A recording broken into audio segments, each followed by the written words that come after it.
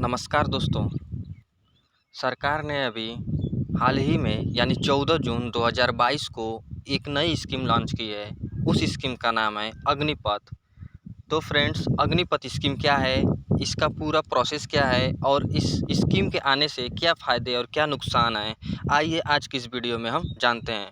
Friends, केंद्र सरकार ने तीनों सेनाओं में भर्ती के लिए अग्निपथ योजना लॉन्च की है। भारतीय सेना की भर्ती प्रक्रिया में आमूल-चूल बदलाव करने वाली इस योजना का मकसद युवाओं को सेना की ओर आकर्षित करना है।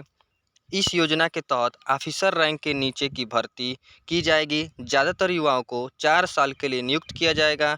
अग्निवीरों की भर्ती के दौरान इस लेवल की सेना की रूटीन भर्ती नहीं होगी। माना जा रहा है कि इस योजना के लागू होने से भारतीय सेनाओं की औसत उम्र 32 से घटकर 26 वर्ष हो जाएगी। फ्रेंड्स, इस स्कीम के तहत जो भी प्रावधान है उसको हम कुछ प्रश्नों के तहत हल करते हुए आसान भाषा में समझते हैं। फ्रेंड्स, सबसे पहला प्रश्न है कि अग्निपथ स्कीम क्या है। तो अग्निपथ स्कीम एक आर्म फोर्स में भर्ती करने के लिए short term youth recruitment scheme है।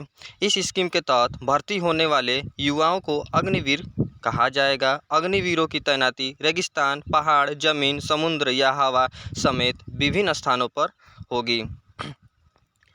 अग्निवीरों की रैंक क्या होगी? इस स्कीम के तहत ऑफिसर रैंक के नीचे के सैनिकों की भर्ती होगी, यानी इनकी rank personal below officer rank यानी PBOR के तौर पर होगी।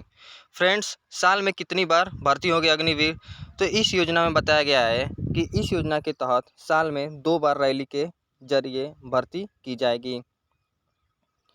अगला प्रश्न है फ्रेंड्स कि इस साल कितने सैनिकों की भर्ती होगी?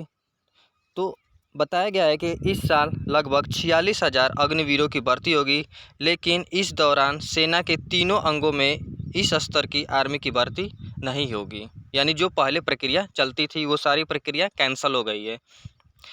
अगला प्रश्न है कि अग्निवीर बनने के लिए कितनी उम्र होनी चाहिए? तो अग्निवीर बनने के लिए फ्रेंड्स आपकी उम्र 17.5 से 21 साल होनी चाहिए। पर इस बार पहली बार जो ये इंट्रोड्यूस की गई है इसमें 2 साल की छूट दी गई है, यानी 23 वर्ष तक इस बार आप अप्लाई कर सकते हैं। अग्निवीर बनने के लिए पढ़ाई कितनी ज़रूरी है? तो मिनिमम 10वीं पास आपका होना ज़रूरी है। अग्निवीर कितने साल की नौकरी करेंगे? अग्निवीर अधिकतम 4 साल की नौकरी कर सकेंगे, यानी अग्निवीर अधिकतम 25.5 साल की उम्र में वापस एक सामान्य नागरिक बन जाएंगे। यानी सभी अग्निवीरों की नियुक्ति 4 साल के लिए होगी। इनमें से 25% अग्निवीरों को ही परमानेंट भर्ती के लिए चुना जाएगा। यह 15 साल के लिए होगा। सिलेक्शन के बाद क्या होगा? चुने गए अग्निवीरों को 6 महीने की ट्रेनिंग होगी, उसके बाद 3.5 साल की उनकी सर्विस होगी, उसके लिए नियुक्त किए जाएंगे। महिलाओं की बात करें फ्रेंड्स, क्या अग्निवीर में महिलाएं जा सकती हैं? तो जी हाँ फ्रेंड्स, महिलाएं भी अग्निवीर बन सकती हैं, हालांकि उनकी संख्या पुरुषों के बराबर नहीं होगी और आने वाले समय में उनकी संख्या धीरे धीरे बढ़ाई जाएगी। बात करें फ्रेंड्स कि हर साल कितने सैनिकों की भर्ती होगी, तो इसमें बताया गया है लगभग 45 से 50,000 के बीच में हर साल इस अग्निपथ स्कीम के तहत अग्निवीरों की भर्ती होगी। अग्निवीरों की सैलरी के बारे में बात करें फ्रेंड्स, तो शुरुआती में उन्हें 30,000 की सैलरी मिलेगी, जो चौथे साल बढ़कर लगभग 40,000 हो जाएगा। वैसे शुरुआत में इनका सालाना पैकेज 4.76 लाख रुपए का होगा, जो चौथे साल बढ़कर 6.92 लाख रुपए का सालाना पैकेज हो जाएगा। इसमें से 30% पैसा आपका कट के एक फंड में जमा होगा और इतना ही सरकार पैसा अपनी तरफ से उस फंड में डालेगी, जो कि आपके रिटायरमेंट के समय अग्निवीरों को 11.7 लाख रुपए एक मुश्त दे दिए जाएंगे। बात करें इनके लाइफ इंश्योरेंस कवर की, तो अग्निवीर सैनिकों को 4 वर्ष के दौरान 48 लाख रुपए का लाइफ इंश्योरेंस कवर मिलेगा। यदि फ्रेंड्स बात करें शहीद होने की दशा में क्या होगा, तो किसी भी अग्निवीर सैनिक के शहीद होने पर उसे 1 करोड़ रुपए का कवर मिलेगा। साथ ही साथ उसकी बची हुई सर्विस का जो भी सैलरी होगा वो टोटल जोड़कर उसे दे दिया जाएगा। क्या सेना में अग्निवीरों की अलग से रेजिमेंट होगी? तो इसका आंसर है नहीं फ्रेंड्स, अग्निवीरों की कोई अलग से रेजिमेंट या यूनिट नहीं होगी। अगला प्रश्न है फ्रेंड्स, क्या अग्निवीरों को सेना के नियमित जवानों की तरह पेंशन मिलेगी? तो इसका आंसर है नहीं।